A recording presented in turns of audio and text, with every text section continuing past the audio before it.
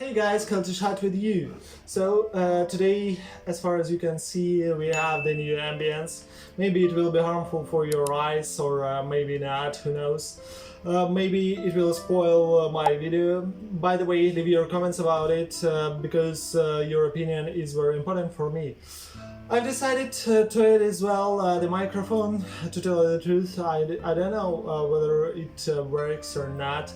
Leave your comments as well, because to be aware of your opinion and about the function of my new devices. So, by the way, today we are going to touch the very important topic that causes so many arguments among different level students and the English teachers as well. And it is called quantifiers. About quantifiers, we're going to touch several questions. Whether they are used for countable or uncountable nouns, in what speech, informal or informal, which quantifiers are used, and moreover, in what forms of the sentences, in negative or in statements and questions, which quantifiers are used. And without further ado, as usual, let's get started. And first of all, we have to figure out what the quantifiers are, because the quantifiers is very special and very strange word. So what has been quantifier? Quantifier are the special words. By the way, you have already met with them so many times. Which mean the quantity of the nouns in a sentence. For example, some, any, plenty of, lots of, a lot of, a handful of, what else? A little, a few, just little, much, many, and so on and so forth. So there is a great list of the quantifiers. Although there is a great variety of the quantifiers, they are just divided into three groups. They can be countable, uncountable, and common. And firstly, by the way, we have to figure out what the countable nouns are.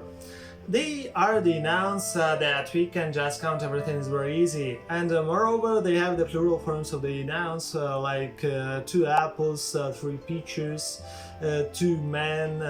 And uncountable nouns is easier even. We can just count these nouns, for example, hair, sugar, all the liquids like oil, fuel, and so on and so forth, you know. So I have already created the great table.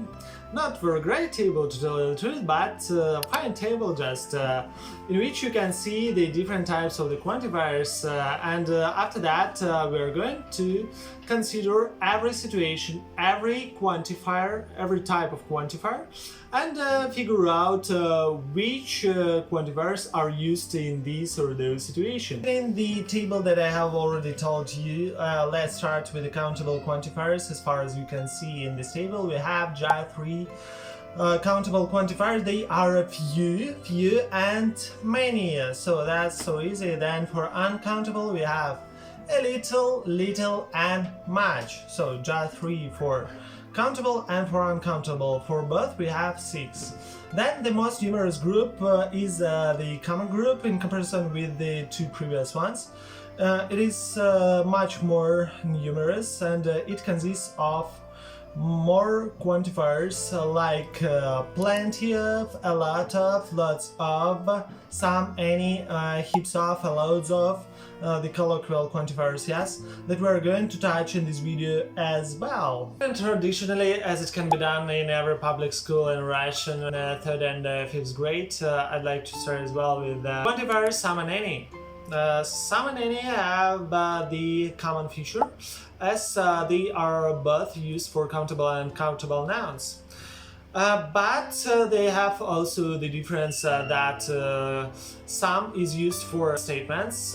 For example, I have some apples in my fridge, mostly in statements, yeah. And any is used for questions and negative sentences. For example, do you have any milk in your cup of tea? Or are there any apples in your school bag or something like that? So there are so many examples for them. But English wouldn't be English if it hadn't different exceptions. If we have the questions like that, can I have some tea? Would you like some Coke? Or can you give me some sugar, please? So according to these examples, you can see that here we have the invitation, asking for the permission, and the request. Furthermore, I would like to perform you another quantifier that is really similar with not any. They have the similar functions and place in a sentence and even the sense. For example, let's compare these two sentences according to the situation that I have already come up with. Let's imagine that we are in the haunted house. I don't know how can we get there, but that happened. And I started to say that there aren't any ghosts in this haunted house. And some of my friends can answer me that, yes, there are no ghosts here. Yeah, something like that. So the functions and the sense is very similar. Or another question, yeah. And you can answer him that I have no thoughts about this point of view. Or I haven't any thoughts about this point of view. Something like that, you know. So they are so equal. Continuing with the quantifiers, the countable quantifiers of you and of you, just a few without an indefinite article. I would like to give you the examples in order to determine and figure out the difference between them according to the context. It will be much easier. For example, I have a few friends, so I'm not lonely.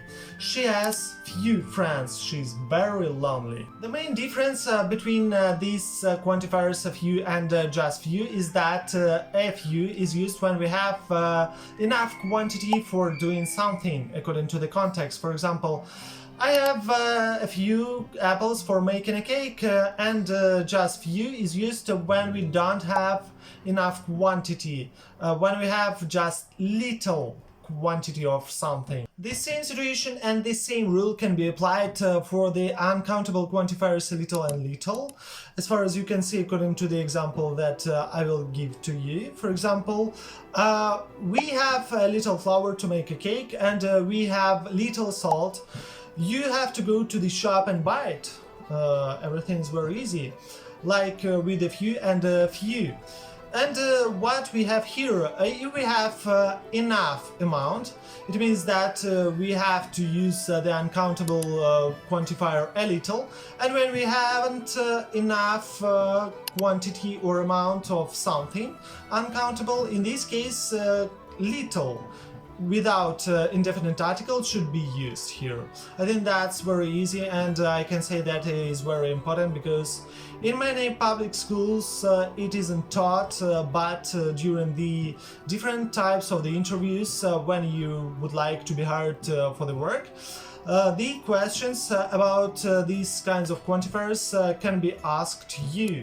So that's why you have to be ready for this. I mean the job interviews as the English teacher or the English interpreter, because such kind of situation happened once upon a time with me. I was on the interview, and the interviewer decided to ask me the question about the difference between the quantifiers of you and few. I couldn't do the examples that he had already given to me before that, and I was like, I don't know, and I didn't manage to answer it, so shame on me. It was the greatest shame I have ever felt according to the interviews. And so I was just kicked out and wasn't accepted for this private school. I wouldn't like to promote this school, so that's why I don't want to call the title of the school. But I left it all behind because it doesn't matter for me, because after that I was accepted into the most wonderful and magnificent school, to tell the truth. That gave me the opportunity to lead this blog and to have my own best students. A few moments later. I need a psychotherapist to pass through that painful experience. Let's continue. The next words of quantity will be much and many, and the difference between them is really obvious. So much is used for uncountable, many for countable. I understand it's very easy. So the examples, many. I have many eggs in the fridge, or I have much salt in the salad. Continuing with the quantifiers plenty of, a lot of, lots of, and a lot. Let's consider the example as well. For example, I have plenty sweets, so we don't need to go to the shop to buy them. I have a lot of sugar in my cup of tea. Then, I like football a lot. And there are a lot of books on my table. All of these above mentioned quantifiers are used when we have a large amount or a large quantity of something, whether it can be uncountable or countable nouns. By the way, I have promised you that we're going to touch the colloquial informal quantifiers, and now the time has come.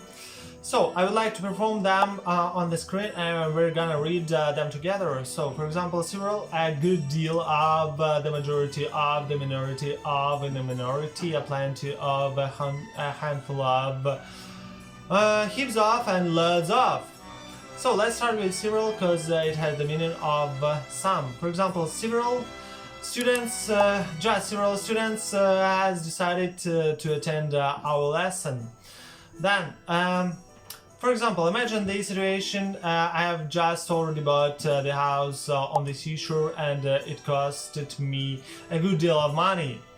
The majority of polls just chose the Harry Potter as the best film ever. The minority voted for this candidate, but anyway he won. People who like the pizza with the pineapple are in a minority.